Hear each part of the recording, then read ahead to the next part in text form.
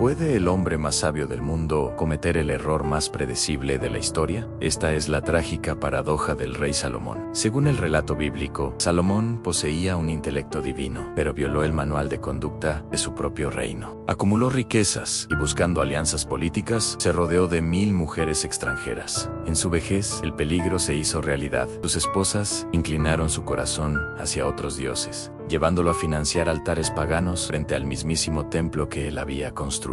El precio de cambiar sus convicciones por complacencia política fue devastador. Se desvaneció y, tras su muerte, su glorioso imperio se fracturó permanentemente en dos. Su caída nos deja una lección incómoda. La sabiduría puede descifrar el universo, pero es completamente inútil si el corazón se niega a obedecerla. Al final, el rey que gobernó a millones no pudo gobernarse a sí mismo. Si el conocimiento no es suficiente para salvarnos de nuestras propias debilidades, ¿en qué deberíamos apoyar realmente nuestras decisiones?